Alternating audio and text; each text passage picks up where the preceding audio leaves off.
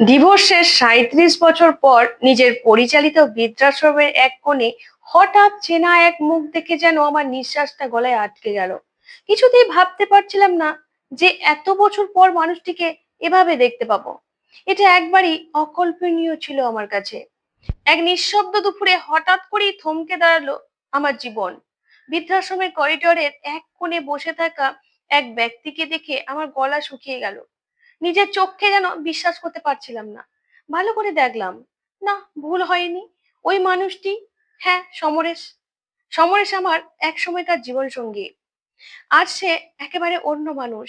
নুয়ে যাওয়া শরীর, মুখে বয়সের জীর্ণতা, চোখ দুটো অসাড়।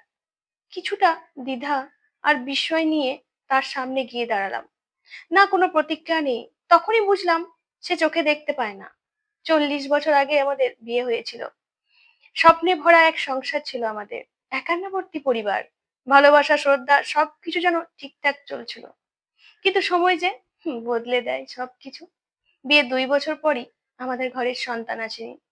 তখন থেকেই শুরু হয় এক চাপা প্রশ্ন, ঠান্ডা লড়াই, নানা ইঙ্গিত। একদিন চিকিৎসক জানালেন সেই চরম সত্যটা, আমার গর্ভে কোনোদিন সন্তান আসবে না।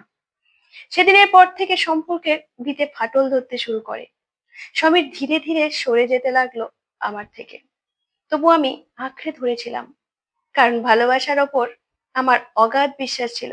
এরপর একদিন নিজেকে একটু সামলে নিতে কয়েকদিনের জন্য বাবার বাড়ি গিয়েছিলাম। আর সেখানেই জীবনের সবচেয়ে নির্মম চিঠিটা পেলাম। একটা কুরিয়ারে এলো সমীরের দ্বিতীয় বিয়ের খবর, সঙ্গে ডিভোর্স পেপার। যে মানুষটা একসময় পাশে থাকার প্রতিশ্রুতি দিয়েছিল, সেই মুখের পর দরজা বন্ধ করে দিয়েছিল আমার জন্য। আমি স্তব্ধ হয়ে গিয়েছিলাম। এরপর দীর্ঘ নীরবতা। কিন্তু ভেঙে না পড়ে অক্লান্ত পরিশ্রম করে নিজেকে দাঁড় করালাম নতুন করে। সেই সময় আমি উপলব্ধি করলাম, এই সমাজে আমি একা নই। আমার মতো আরো অনেক নারী আছে, যারা ভুল সময়ে ভুল মানুষকে জীবন সঙ্গী করে আজ আমার মতনই অসহায়। তাদের জন্যই গড়ে তুললাম এক আশ্রয়, ধানসিঁড়ি, এক বৃদ্ধাশ্রম। বিধবা ও নিরাশ নারীদের জন্য এক নতুন জীবনের পথ। আজ এত বছর পর সেই আশ্রয়েই বসে আছে আমার সমরেশ। খুব অবাক লাগলো। জানতে পারলাম তার সন্তানেরা বিদেশে থাকে। তার কোনো খবর নেয় না। সে এখন একা, পরের দয়ার উপর নির্ভরশীল। ভেবে অবাক লাগলো, যে মানুষটা আমায় একদিন নিঃসন্তান বলে ত্যাগ করেছিল, আজ সে নিজেই সন্তানহীন জীবন কাটাচ্ছে। এটাই কি সময়ের বিচার নয়?